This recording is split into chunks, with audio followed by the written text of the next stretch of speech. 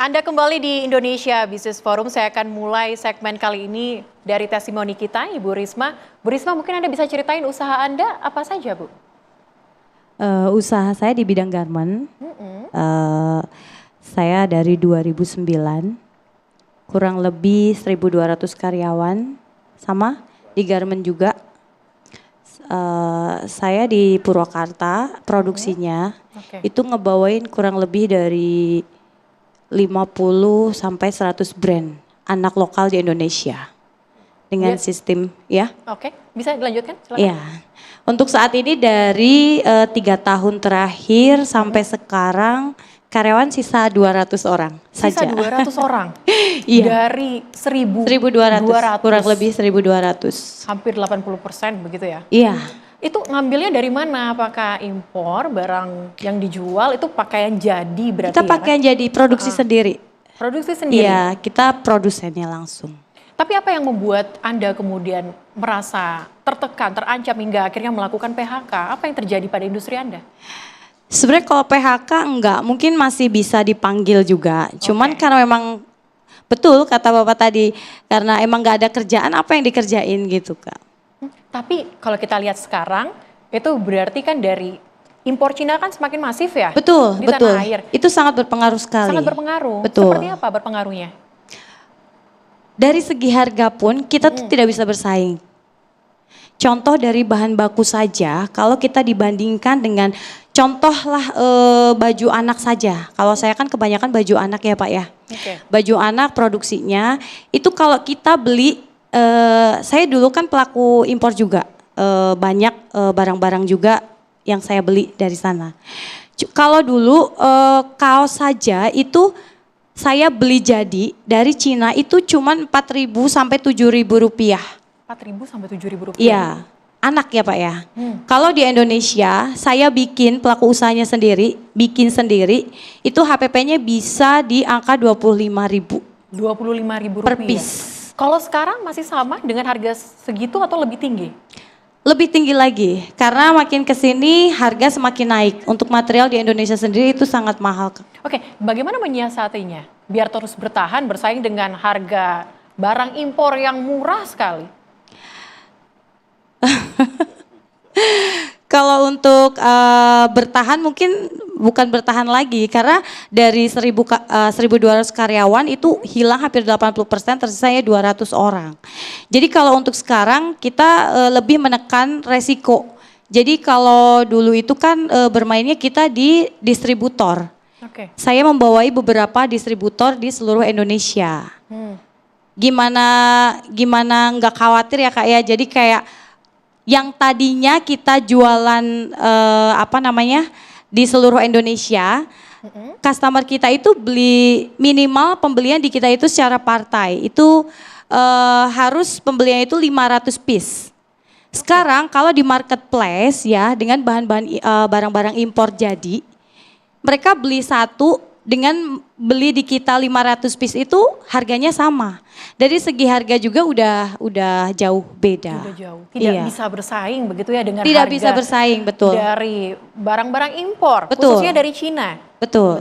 Saya akan ke Pak Revi.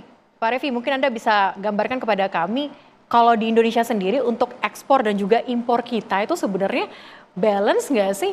Lebih tinggi yang mana nih Pak? Khususnya kalau produk-produk dari Cina Pak. Ya. Mungkin saya akan mulai dari kenapa kami di Akademis tertarik dengan sektor ini ya Mbak. Pertama karena ini sektor yang menyerap tenaga kerja jumlah besar. Kita tahu Bapak-Bapak lebih paham kontribusi terhadap PDB-nya 5 sekian %, 5,6. Dari total kontribusi PDB manufaktur, tapi kontribusi tenaga kerjanya 18-19%. Artinya dia adalah penyelamat kesempatan kerja. Bukan hanya itu, penting berikutnya adalah karena struktur tenaga kerjanya juga ramah atau inklusif terhadap pendidikan rendah, menengah, dan semi terampil. Ini kalau catatan kami, industri konveksi misalnya, 63% itu SLTP atau ke bawah, tertampung. 33% SLTA, nah ada yang ini lebih hebat lagi, nanti bisa yang lebih advance lagi. Tapi itu menunjukkan bahwa itu penting untuk tenaga kerjaan. Jangan lupa, tenaga kerja adalah juga konsumen. Ketika mereka gajian, itu mereka jadi pembeli juga untuk produk-produk dalam negeri, termasuk tekstil lagi, termasuk pakaian jadi lagi. Oleh karena itu, sektor ini menurut kami spesial Dan harus diperlakukan spesial, tidak bisa diseragamkan, disamaratakan dengan sektor lain. Itu pertama. Jadi treatmentnya harus spesial, mulai dari penyediaan bahan baku, harga energi, kebijakan impor, mulai dari penggunaan promosi ekspor, utilisasi perjanjian perdagangan harus diperlakukan spesial, tidak bisa sama dengan yang lain. Sekarang isunya adalah yang kita pelajari, mohon dikoreksi ya Pak. Tekstil itu kan ternyata ada beberapa segmen ya, ada yang hulu, benang. Benangnya ada yang serat alami, ada yang serat sintetis. Yang di tengah ada kain, yang di hilirnya ada pakaian jadi gitu ya. Ini tentu kalau kita lihat dari beberapa literatur dan dari beberapa penelitian kami, masalahnya beda-beda, tantangannya beda-beda. Kalau di hulu bahan bakunya turunan petrokimia. Kalau bagi kami di akademisi, pemerintah tegas saja mau melakukan hilirisasi petrokimia atau mau memanfaatkan bahan baku murah dari Timur Tengah yang sekarang sedang banjir, fine aja buat kami, tapi tegas saja mau seperti apa supaya industri benangnya bisa hidup. Baik. Gitu. Itu yang di hulu. Kalau yang di tengah masalahnya mesinnya tadi saya pernah ke beberapa pabrik benang dan tekstil, itu tidak seperti yang bayangkan, itu padat modal luar biasa, mesinnya luar biasa gitu dah. Maka di situ harga energi menjadi penting, harga energi kita konon cukup mahal, angkanya 1,5 kali lipat, nanti bapak-bapak yang lebih paham. Dan kalau yang hilir, nah ini menjadi seru. Hilir adalah mungkin yang topik kita malam ini. Yang hilir pakaian jadi, isunya adalah satu, kita punya 18 perjanjian perdagangan internasional sudah dimanfaatkan atau belum untuk memasukkan tekstil. Apakah tekstil dan produk tekstil itu masuk kepada request list dan offer list dari negosiasi perdagangan kita. Dan kedua, baru tata kelola dan pengelolaan importasi. Kenapa pengelolaan importasi ini menjadi penting? Kenapa? Karena ini cara murah untuk melindungi industri dibandingkan pakai stimulus atau insentif fiskal. Kalau pakai insentif fiskal, berapapun disediakan pemerintah, tax holiday, tax allowance, melawan dumping, melawan itu tidak akan sanggup gitu. Habis, dan kita sedang melakukan efisiensi anggaran kan? Cara paling murah adalah gunakan regulasi dan aparat yang ada untuk mengendalikan impor. Nah, sebelum ini mungkin saya untuk berikutnya, nah kalau kita bicara impor, catatan kami itu harus dibedakan ya. Satu, impor legal dan fair. Kedua, impor legal tapi tidak fair. Tidak fairnya dumping atau under invoicing. Baik. Gitu ya. Ketiga, ilegal. Baik, Pak Nah ini nanti gimana bapak-bapak mungkin lebih paham. Tapi menurut identifikasi kami ini 3 hal ini treatmentnya perlu agak berbeda gitu. Perlu agak berbeda. Saya ke Pak Febri. Mungkin Pak Febri Anda bisa menjawab nih, kalau dilihat industri tekstil ini harus di treatment spesial. Sebenarnya kalau dari Kemenperin sendiri sudah melakukan upaya apa saja Pak? Baik, terima kasih Mbak.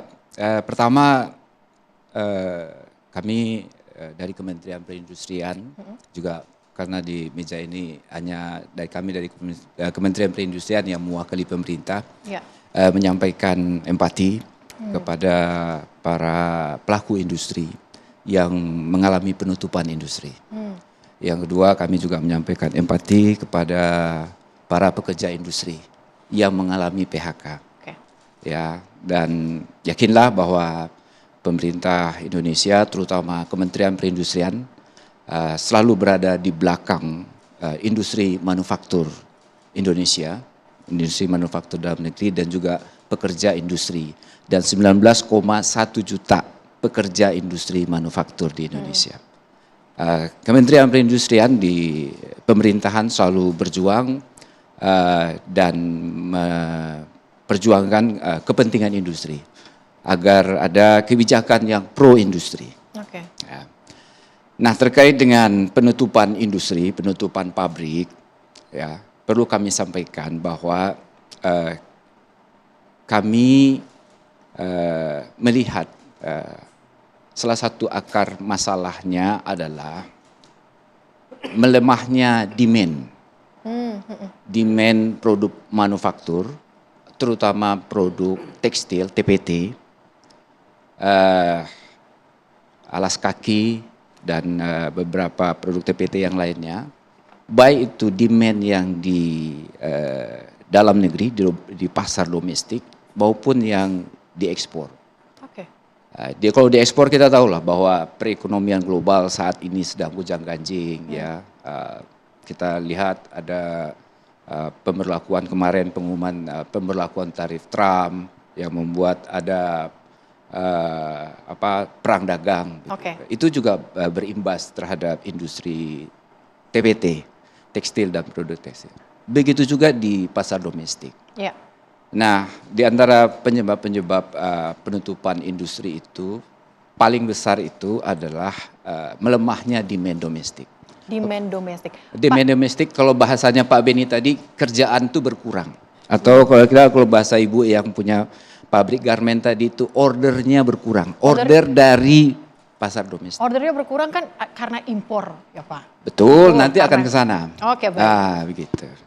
Nah, pasar domestik Indonesia itu kan punya penduduk 281 juta. Oke, Dari 281 juta ini seperti saya itu kan pakai pakaian baju batik. batik, Oke. produksi dalam negeri. Celana, sepatu, alas kaki, topi, penutup kepala seperti jilbab, ya. Itu pengeluaran per kapita itu hampir 35.000 per bulan untuk membeli semua pelanggan produk TBT. Dan kalau setahun itu sekitar pengeluarannya sekitar sampai 191 triliun. Oke. Itu pasar domestik. Itulah sumber demand ya yang menggerakkan industri garment tadi ya untuk berproduksi. Itulah sumber pekerjaan yang menggerakkan mesin-mesin produksi dan kemudian tekstil TPT dan juga kemudian bekerja di situ. Nah, dalam perkembangannya pasar domestik ini selain juga pasar ekspor, pasar domestik ini itu ternyata tidak diisi oleh tidak hanya dipenuhi oleh produk-produk TPT, terutama produk jadi dari industri dalam negeri, tapi juga diisi oleh impor. Nah, ini yang jadi permasalahannya nih Nah, Pak. masalahnya ketika produk impor jadi itu masuk ke pasar domestik, itu masuk dalam volume yang besar dan dengan harga yang murah. Ya. Nah, dalam kacamata konsumen, nah, beberapa ekonom menyatakan bagus dong konsumen dalam negeri kita bisa dapat produk murah, bagus lagi. Gitu. Ini mungkin barangkali adik-adik kan ada yang misalnya pakai jilbab gitu. Beli jilbabnya lewat e-commerce. Baik. Harganya murah. Bahkan harga yang di e-commerce itu di bawah HPP, harga pokok produksi jilbab yang juga diproduksi di Indonesia. Nah, karena banyak produk impor yang volumenya besar dan harganya murah, itu menekan demand.